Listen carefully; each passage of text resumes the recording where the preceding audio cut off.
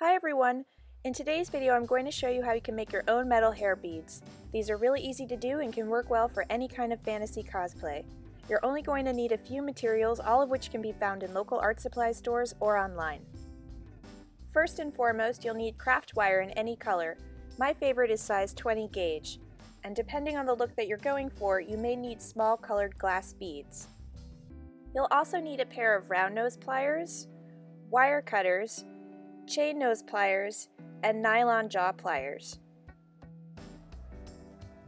It's helpful to have a steel mandrel for shaping the beads, but it isn't totally necessary.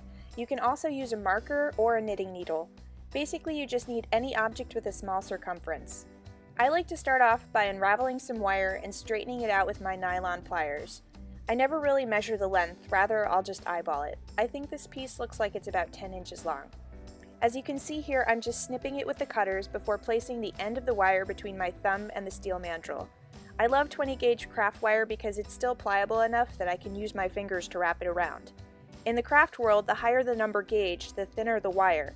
When you go lower than 20, the heavier and thicker it gets. So for me, 20 is the perfect happy medium.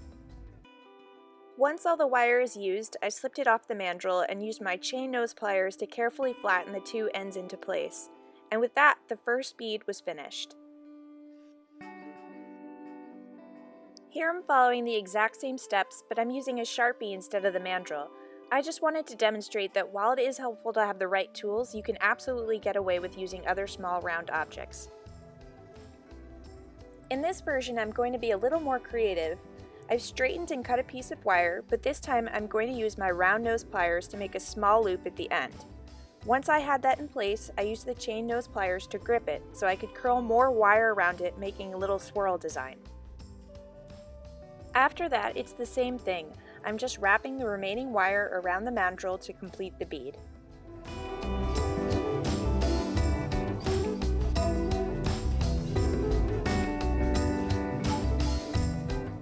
In this next version, I'm taking that pattern one step further and putting a second swirl on the other end. As I said before, I don't really measure anything out, I just use my eyes to judge what looks even. When I felt it matched the first, I just wrapped the rest of the straight wire around the mandrel. And now on to the colored beads. Here I've begun the same process with a swirl on the end, but before wrapping the rest around the mandrel, I laced on a red bead. I love the idea of a small pop of bold color, and if you do too, this might be a fun way to enhance your metal beads. Obviously, you can skip this step, or you can put as many or as few glass beads onto your little creations as possible. Here are a few that I made during a sitting at my craft table. As you can see, there are tons of possibilities.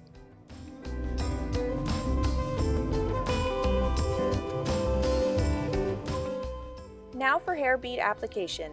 One of my favorite ways, and one of the easiest ways in my opinion, is to use some string or thin ribbon for lacing. My preferred tool is actually dental floss because it's disposable, easy, and always in the medicine cabinet. You'll want to cut a piece off and tie the ends together to make a loop.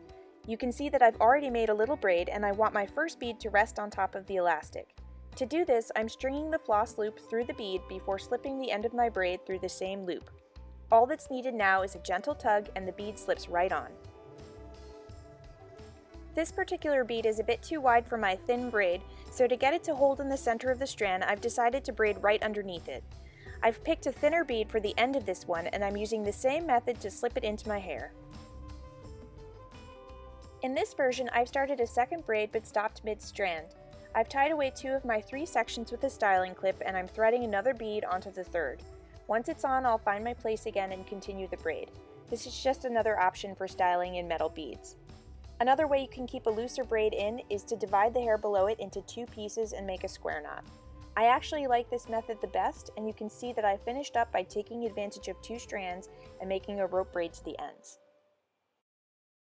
You don't necessarily need to braid your hair first though to put in a metal bead.